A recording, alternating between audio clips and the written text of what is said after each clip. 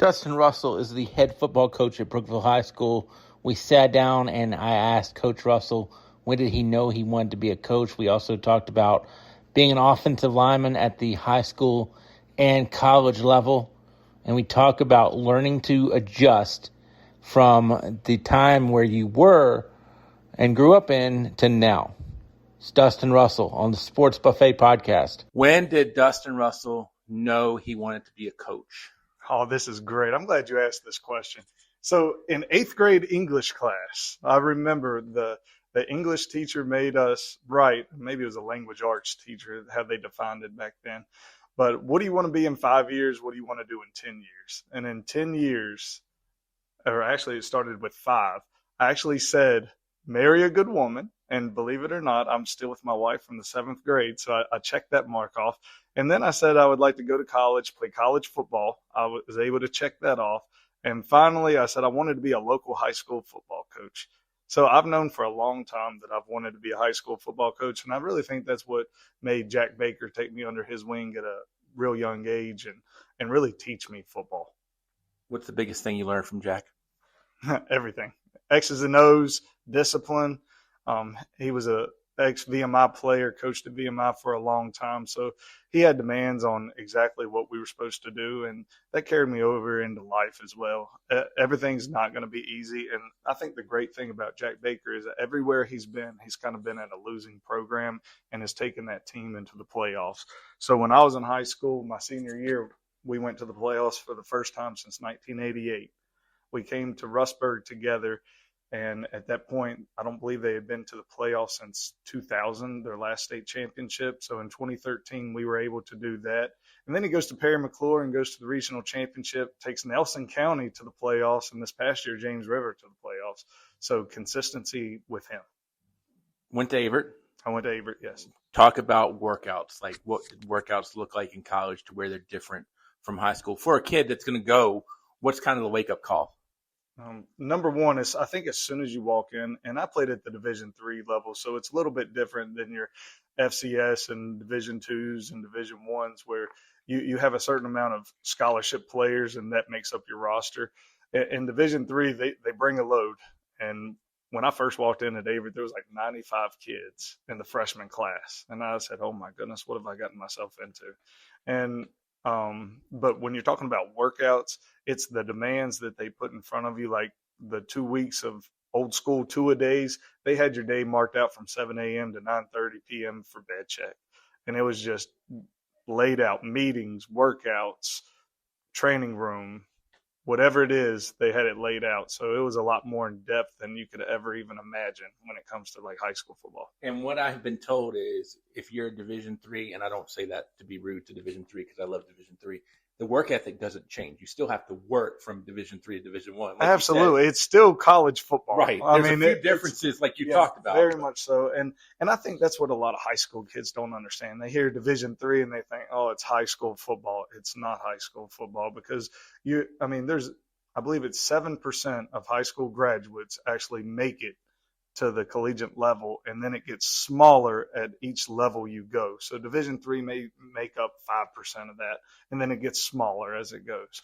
But it's still college football. These are still college coaches that are still trying to work their way up and still have dreams and ambitions of going to a bigger level, or they could just be in a program and they're trying to make a statement like a Mount Union. I mean, goodness gracious, Mount Union is like the Salem of high school football in Virginia. I don't ever ask people for who the best or worst or anything like that was, but who is a player that sticks out to you that you played with, high school or college level? I don't care. Well, I think it'd have to be Jeremy Dixon.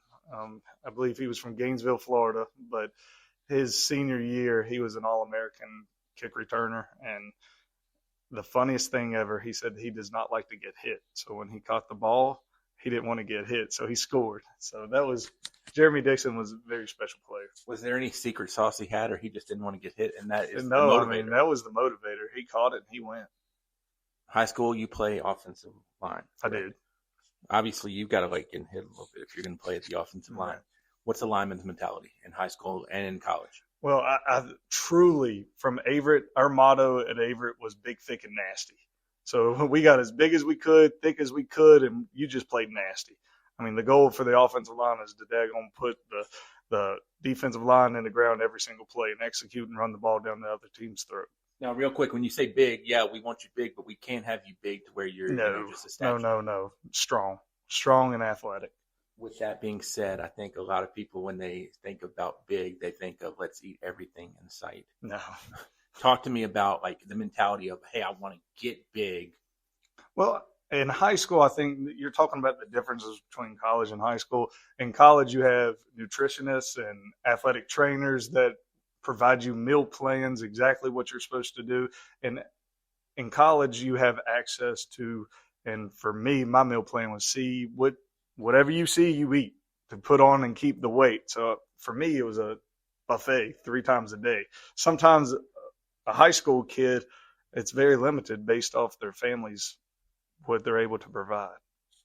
I'm not asking for a name, but lineman-wise, how big were you in college? Weights? I'm about 255. Okay, so what's the biggest guy in college weight-wise? Oh, my goodness. Well, the offensive line coach for Halifax, he played next to me. He's 6'7", 330 pounds. Couldn't be on your diet, probably. And no. He's not eating anything he sees. So do you remember seeing a diet for like a real big guy? No, I mean, in the morning, just lean protein and carbs, go to your workout. After your workout, you're going to have more protein. And then when it comes to like the big guys that are kind of pushing it where you don't want to be too big, but not too small, it's more cut out the saturated fats and just lean meats. So if I'm a big guy, I don't want to sit next to you because you can eat anything you want. But I've got to be eating. Yeah, I got to watch it now. Now it's starting to affect cholesterol and blood pressure. If I asked you for maybe a moment from high school that stands out, whether it's good or bad.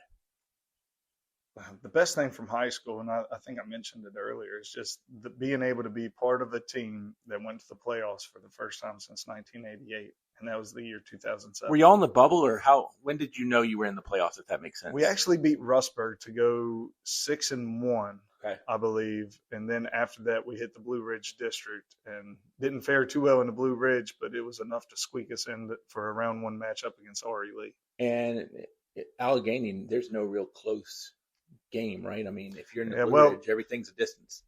The closest game when I was in high school was the big rivalry Covington. They've since consolidated, right. So they're now Alleghany Highlands High School.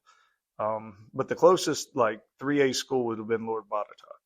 And it's not 5 minutes away. No, it's probably 45 minutes away. What was the mentality of a player of, hey, we're going to play in Lowmore, home game, as opposed to we're going on the road? Because like we said, it's not the Seminole District where you're 10, 15 minutes away and nothing's close.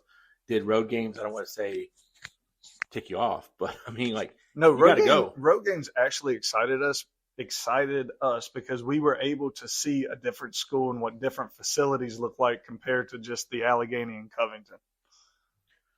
What's the worst memory from high school football? Probably having to play 2 years with 2 torn labrums in my left shoulder. How'd that work? So that happened in 2-a-days my junior year, and the scariest moment, it kept subluxing or popping out on me all throughout my junior year.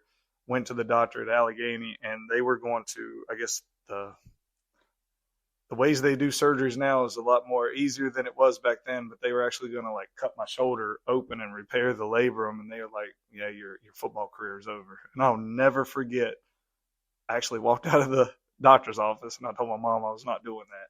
And we got a second opinion from UVA, and the UVA doctor said, you can play. Here's a brace. I'll fix you after your senior year. So you've got to essentially pop that shoulder back in a lot, I'm assuming. And it's even affected as I've gotten older. When I was 27, I had to have another shoulder surgery. So left or right? Left. And you're right-handed, I hope. I'm a switch hitter. Okay. I right, left, but I do everything else right.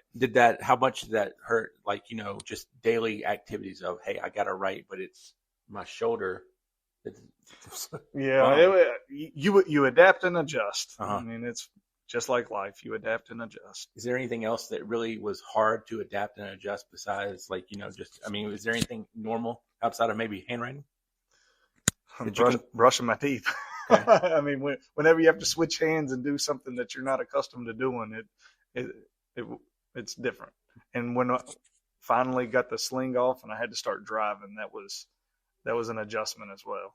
Did you remember pretty quick of, hey, like, I mean, so you're not in a sling all the time, right?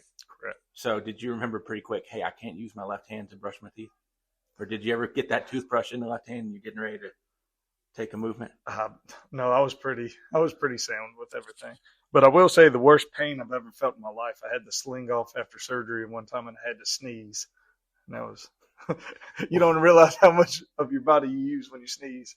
Yeah, can't close your eyes or anything like that.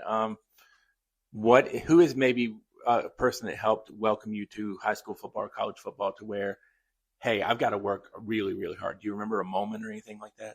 Well, I think that was at Averett, because at Alleghany, I was actually thrown in as a starter early my sophomore year, and that year we went 1-9, and that's kind of when I knew how hard you had to work.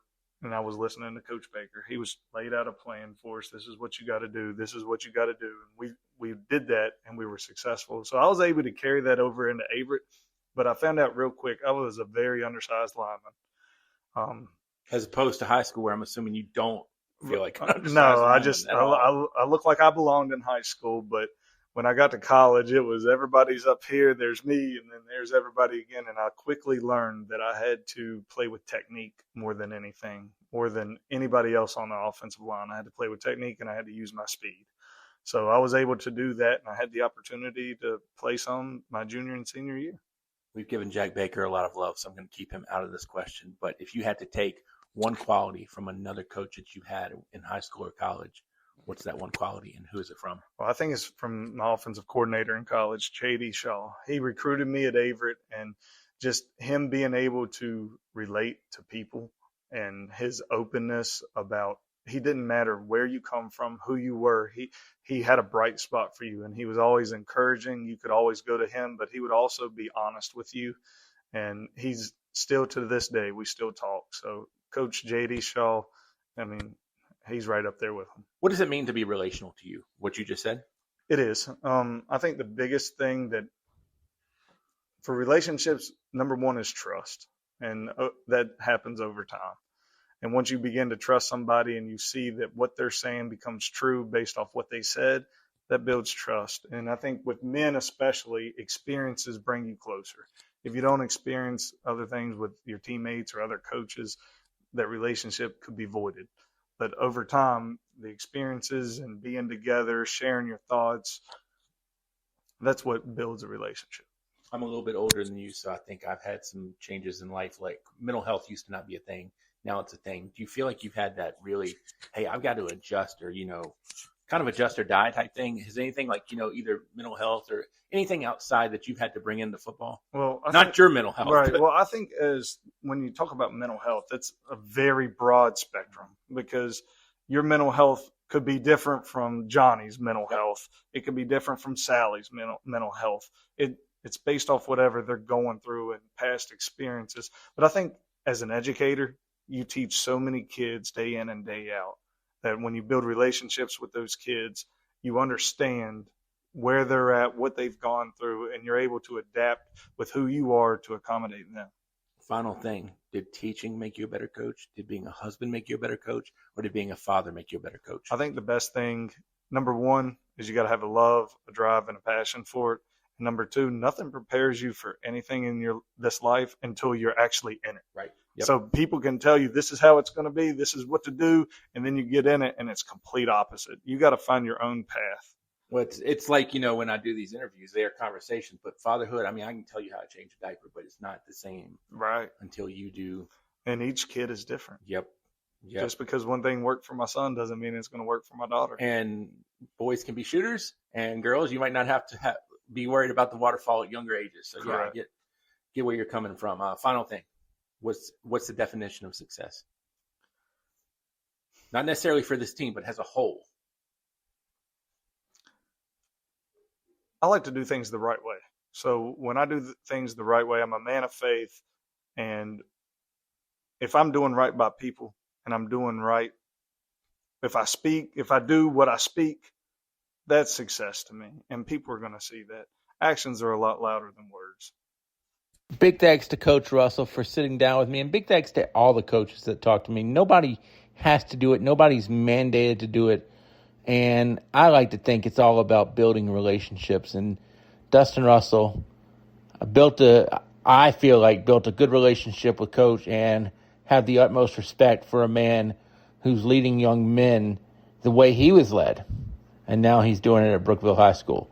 You'll hear more from Coach Russell during the season. But for now, this is the Sports Buffet Podcast. Bob Alvis.